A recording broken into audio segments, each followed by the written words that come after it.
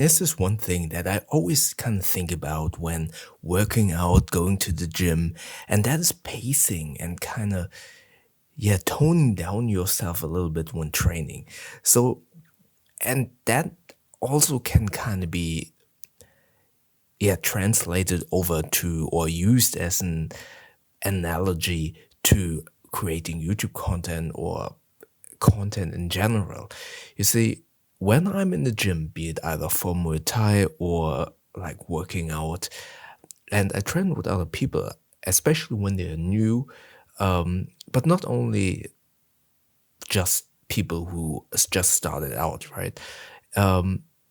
People have a really hard time to pace themselves. They go in all with all of the power, all of the speed, and all of the force that they can muster to not only prove themselves to other people, but also to themselves. And again, especially with people that are new at this, they want to go all in, prove that they can do it. For example, when you do kicks in Muay Thai and hitting pads, they do it really hard instead of kind of concentrating on the technique. Or people who are going to the gym the first time, instead of kind of pacing themselves and kind of easing themselves into the lifting weights or running for the warm up, they go all in and they completely exhaust themselves. And in some cases, actually hurting themselves because the muscles or their conditioning isn't prepared for the weights or running that fast in the beginning. And obviously, it has something to do with they want to prove themselves, but also in terms of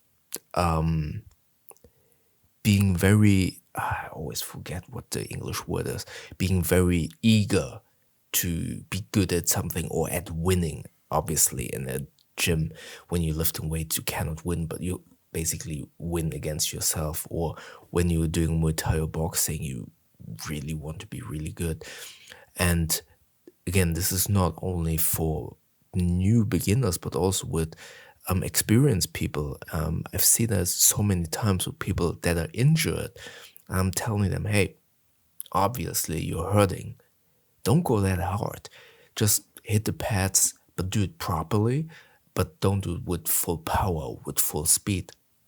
And I see that with, I would argue, 8 out of 10 people who have not the capabilities to kind of tone down their pacing or their energy level to kind of protect themselves and protect their body. And yeah, as I said in the previous vlog, I probably am missing this kind of urge to win or this urge to be the best. Obviously, it's cool to win or it's cool to be really good at something, but I also know that I I have the ability, or not I know, but I have the ability to pace myself, and I know it's not important to kind of win, at least not for me, especially also with Muay Thai. I just know that if I do something wrong, I have broken knees. It is so important when you kick that you kind of twist your hip, not only to generate power, but also when you twist your hip, you also need to kind of twist your knees so you don't kind of imagine this being your hip, and here is your knee. If your hip moves and your knee doesn't move with the movement, you kind of twist against your knee, and then you could obviously hurt yourself. And if you do it with full power, then maybe you don't hurt your knee right away, but in the long run, it will wear on your knee. So I'm always of the belief to kind of protect myself, and I'd rather do it correctly instead of like overdoing. But just like me going to the gym lately, you had to do, when I went to the gym, I had to do this initial power test to kind of see how much I can lift and I can weigh. And we had a lot of different movements, and some of them were for my legs, and also one of the movement was for my knee. And I was obviously kind of being protective of my body because I didn't want to overdo it, and I wanted to ease myself in. But obviously the machine told me, oh, okay, so there seems to be a person that is 50 years old on this machine. And obviously that is for some people bad for their egos. But I knew I didn't give it full power because I wanted to see first how this machine works, and I wanted to see how the movement would be on my knees and stuff like that. And now over time, I was able to see, okay, this is what I can lift or push, bench. I think that's knee press, leg press. Yeah, leg press. Okay, this is how much I can leg press with 20 repetitions. And then I kind of added some weight to it. But my initial goal was, okay, I need to protect myself first and then ease myself in. It's the same with Muay Thai. I rather do the movement correctly instead of like doing it hard in the beginning. And that's what I see with so many people. They have such a hard time to kind of ease themselves into whatever they are doing. And then sometimes they hurt themselves, or they kind of slow down their healing process. As I said, even with people who are more advanced, I see it so many times. They have some. So there's this one guy, he has a damage on his shoulders. And I'm telling him, hey, there is no need to kind of do it all the way. I mean, he's good and everything is fine, but I feel like it would be a good idea to kind of slow it down a little bit to help the healing process. But yeah, I see it so many times that people have a hard time to pacing themselves into, instead of going 200%, maybe start with 80 or even less in the beginning, especially as a beginner. So, especially with martial arts, if you train hard and fast in the beginning instead of concentrating on the movement, it is really easy to kind of get used to a wrong movement and kind of integrate that wrong movement into your habits. So, especially in the beginning, it's so important to do it slowly but correctly.